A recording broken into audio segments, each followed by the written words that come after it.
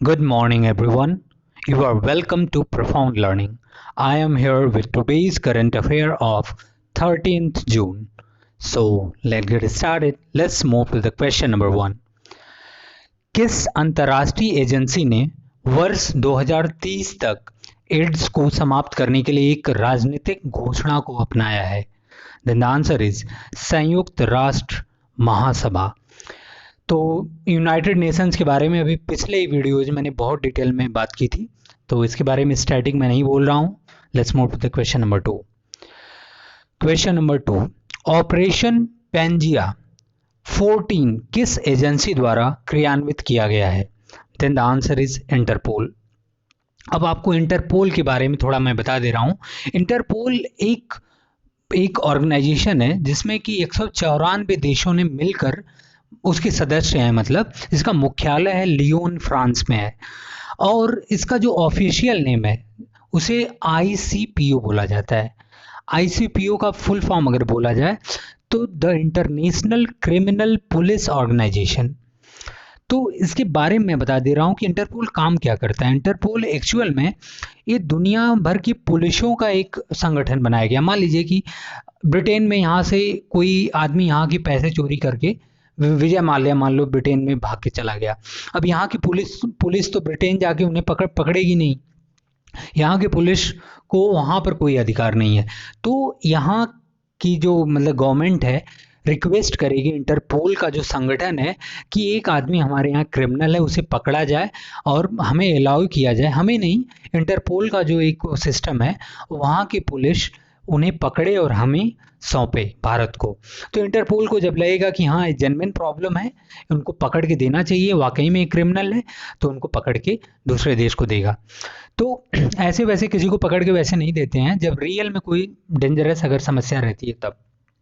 तो operation Pangaea जो अभी हाल में ही इंटरपोल ने कंडक्ट किया था, उसमें हुआ क्या था एक्चुअल में? इंटरपोल ने इस ऑपरेशन को, जिससे कि दुनिया भर में लगभग 1,10,000 वेबसाइट हैं जहाँ पर वो जो फर्जी की दवाएं जो हैं वो बेची जाती हैं उन वेबसाइटों के तहत की मतलब की हेल्प से।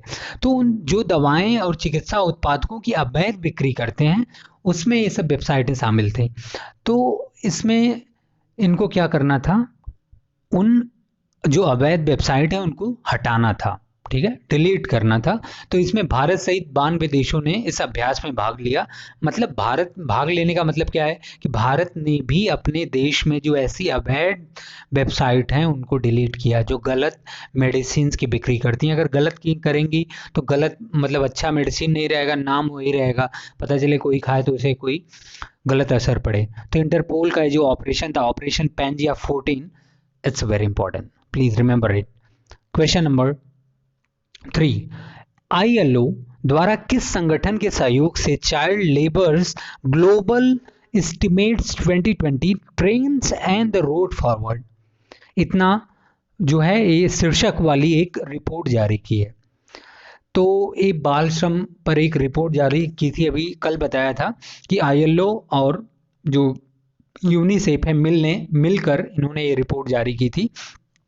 तो ILO द्वारा ऐसा हुआ है, तो कौन इसका सहयोगी कौन था? संगठन का सहयोग यूनिसेफ ने किया। अगर यूनिसेफ की अगर बात किया जाए तो यूनिसेफ का मुख्यालय न्यूयॉर्क में है, अध्यक्ष हैं टोरी हेट्रेम, और इसको 1946 में बनाया गया था। और रिसेंटली यूनिसेफ से रिलेटेड वही अभी जो न्यूज़ बताया कि हाल ही में एक अंतर्राष्ट्रीय संगठन यूनिसेफ और ILO ने मिलकर बाल श्रम रिपोर्ट प्रकाशित की थी। उसका वो जो शीर्षक था ये था, देखिए लेबर्स की स्पेलिंग यहाँ पे गलती से टाइप हो गया है, तो labours global estimate 2020। Let's move to the question number, this is all about the UNICEF. Question number 4, देखिए आपको अगर ये सब आपको चाहिए PDF के फॉर्म में, then I create a PDF of entire current affair, जो कि आपको मेरे टेलीग्राम ग्रुप पे मिल जाएगा। And if you feel that this channel is helpful for you, then you can subscribe this. So let's move to the question number 4. The cost of climate change in the India के अनुसार जलवायु परिवर्तन के कारण 2040 तक भारत की गरीबी दर में कितने प्रतिशत की वृद्धि होगी? तो 3.5% की वृद्धि होने वाली है। एक्चुअल में जो लंदन बेस्ड एक वैश्विक think tank overseas development institute है, इंस्टीट्यूट का क्या नाम है? Think tank overseas development institute.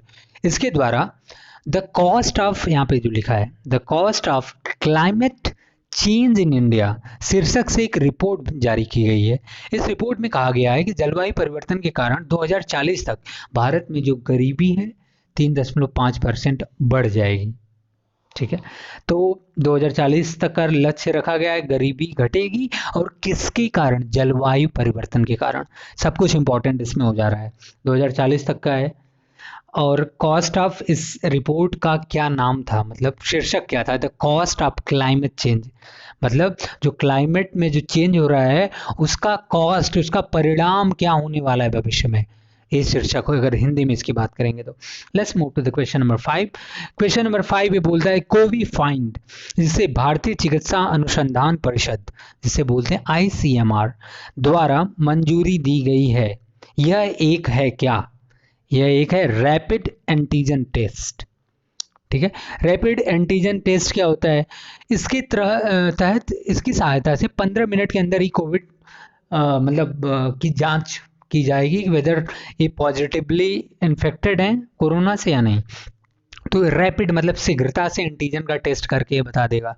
तो उसका क्या नाम है? कोवी फाइंड। किसने बनाया? ICMR ने। ICMR की अगर बात करें तो 1911 में इसकी स्थापना की गई थी। इसका फुल फॉर्म है Indian council of medical research. Indian council of medical research, Hindi में बोलते हैं भारतीय चिकित्सा अनुसंधान परिषद, और इसका हेडक्वार्टर नई दिल्ली में है। इस परिषद को भारत सरकार ने स्वास्थ्य और परिवार कल्याण मंत्रालय द्वारा वित्तीय सहायता प्रदान करता है। ठीक है, क्वेश्चन नंबर 6। किस भारतीय राज्य ने हाल ही में लाभार्थियों को सीधे धन हस्तांतरित करने के लिए DBT मोबाइल एप्लीकेशन लॉन्च किया है? DBT, तो इसने कर्नाटक ने किया है।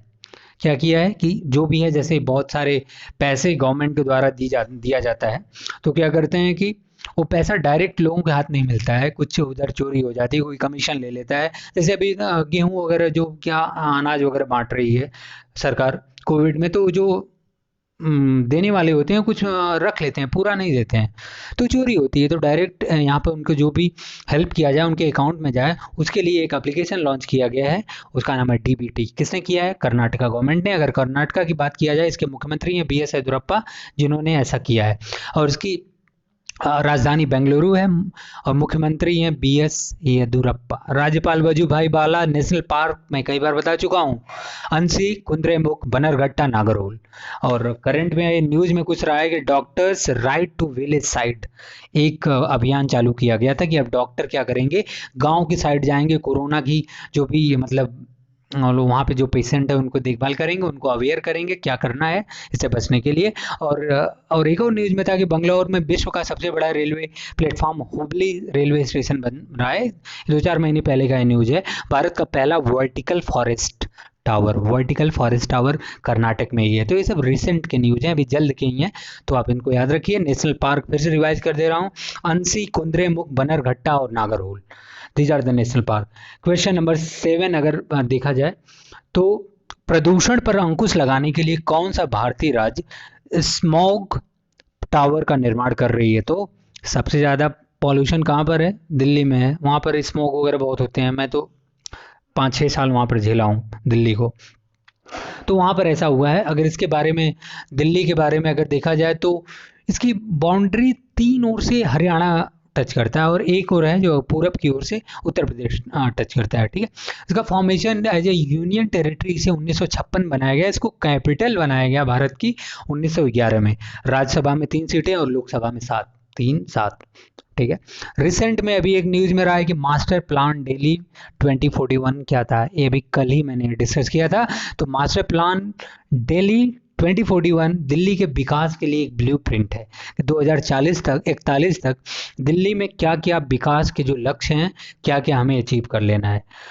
Let's move to question number 8। Indira मेरी यूनिवर्सल विधवा पेंशन योजना और अरुणोदय किस राज्य की पहल है? तो विधवा पेंशन योजना है और अरुणोदय किसकी पहले असम की है। अगर असम की बात हुई तो असम के बारे में फिर कुछ स्टैटिक जान लेते हैं। सीएम है आपके हेमंत बिश्वा शर्मा, गवर्नर जगदीश मुखी, और यहाँ पर 6 राष्ट्रीय उद्यान है जिसमें कि 2 अभी आप याद रखिए, रायमोना राष्ट्रीय उद्यान और पटकई। कौन पटकई था? दिहिंग पटकई। अभी 2 इन दोनों को, रायमोना और दिहिंग पटकई को अभी अभी 2-4 दिन 10 दिन के अंदर ही क्या बनाया गया? नेशनल पार्क का दर्जा दिया गया। इसके पहले 5 नेशनल पार्क थे, अब 7 नेशनल पार्क हैं। कहाँ पर? असम में। जो अगर पूरे भारत में बात किया जाए तो तीसरे नंबर पर सबसे ज़्यादा नेशनल पार्क है। पहले नंबर पर मध्य प्रदेश में 11 नेशनल पार्क और दूसरे नंबर पर अंडमान निकोबार में शायद 9 नेशनल पार्क है और यहाँ पर 7 हो गए असम में। और जो 5 है उनके नाम बता दे रहा हूँ: कांजीरंगा, मनस, नामेरी, ओरंग और दिब्रू सैखवा। वहाँ की एक झील की अगर बात करें तो चंदूबी झील है। ये जो मैं स्टैटिक बोल रहा हूँ ये मेरे डेली करंट अफेयर का जो पीडीएफ जो होता है उसमें सारे स्टैटिक में ऐड किया रहता हूँ। So you can get there and that static will be given on Telegram. And again I will say, if you like this video you can like and subscribe too. Let's see that these things are given here. You can take a screenshot and can learn. OMS technology जो हाल ही में सुर्खियों में थी किस क्षेत्र से संबंधित है? Then the answer is oxygen वितरण। इसके बारे में कोई स्टैटिक नहीं है। क्वेश्चन नंबर 10 देखते हैं। फोर्ब्स की विश्व की सर्वश्रेष्ठ बैंकों की सूची में 2021 की अगर बात की जाए तो भारत में पहले स्थान पर किस बैंक का नाम है? फोर्ब्स एक रेटिंग एजेंसी है जो लिस्ट बनाती है अलग अलग चीज़ों की, ठीक है। तो इसने बैंक जो है वर्ल्ड बेस्ट बैंक की लिस्ट बनाई है और भारत में जो एक बैंक है जो बेस्ट आया है उसका नाम है डीबीएस, ठीक है। भारत की एक ही बैंक, उनकी सूची में ऐसा नहीं है कि उनकी फर्स्ट नंबर पर आया है, लेकिन भारत की एक बैंक है जो लिस्ट में शामिल है और वो भारत की बैंकों में पहले नंबर पर है, उसका नाम है DBS. So DBS will be a correct answer. So guys, this is all for today. I think this will be very much helpful for you. If you like this video, so you can like it. If you feel that this is good platform for your learning and enhancing your knowledge, you can subscribe this channel. And that's all. Just keep learning, keep growing. Thank you very much.